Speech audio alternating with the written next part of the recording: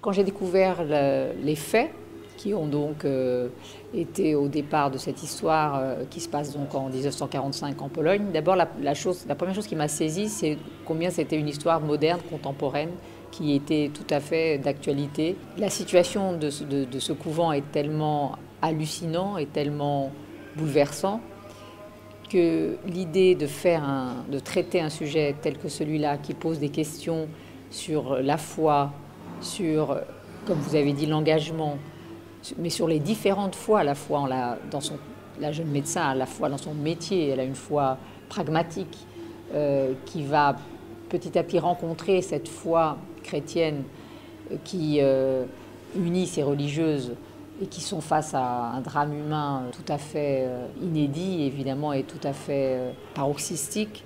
Comment petit à petit ces deux mondes vont pouvoir se rapprocher, s'interpénétrer, et comment la transgression, c'est-à-dire la désobéissance, fait partie de la liberté.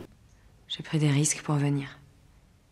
Est-ce qu'on ne peut pas mettre Dieu entre parenthèses le temps d'une auscultation? On ne met pas Dieu entre parenthèses. Alors à quoi je sers? Je vais essayer de leur parler.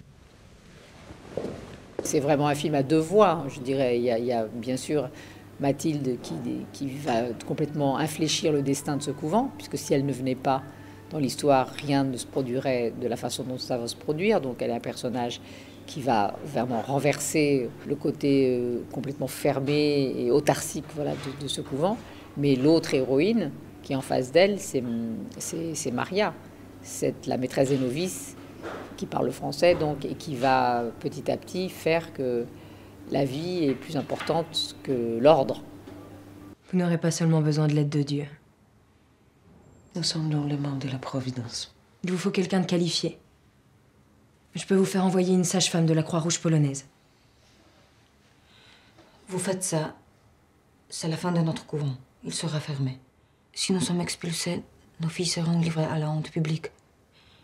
Leurs vies seront exposées. C'est aussi par le doute, à travers le doute, qu'on cherche, qu'on explore, qu'on se rapproche de l'autre, qu'on ne reste pas figé dans ses certitudes. Chaque personnage explore le doute d'une manière différente. Ce jeune médecin, qui est complètement étanche à la vie spirituelle et à la vie religieuse, finit par être touché par ce qui arrive à ses sœurs et par aussi leur façon de prier, leur façon de se réunir, d'être solidaires. Même la mère supérieure, qui représente l'institution et qui prend une décision évidemment terrible. Elle dit cette phrase « Je me suis perdue pour vous sauver ». Elle est traversée quand même par le doute aussi, malgré ses certitudes. Je sais qu'elles ont subi des violences.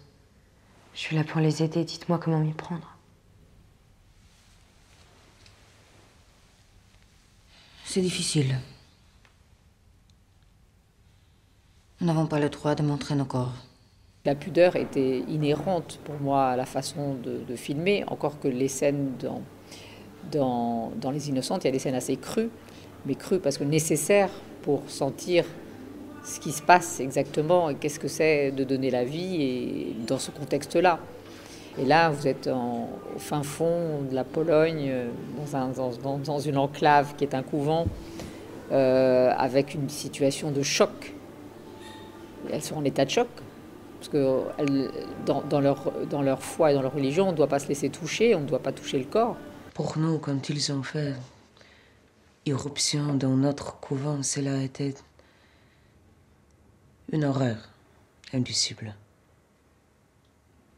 Que seule l'aide de Dieu pourra nous aider à surmonter. Au Vatican, le film a été vu, j'étais là. Il y avait l'évêque Carballo, qui est un évêque très proche du pape François. Il y avait une centaine de religieux. La première phrase que cet évêque a prononcée au micro pour tous les spectateurs religieux qui étaient dans la salle, c'était que c'était un film thérapeutique pour l'Église.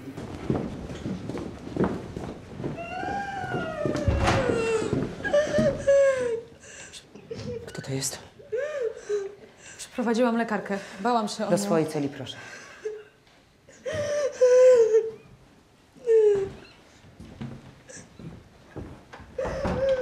Mówi pani po francusku?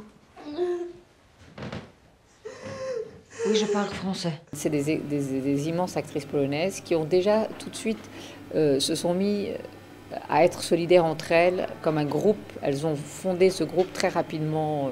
D'avoir des grandes actrices comme ça, on régule.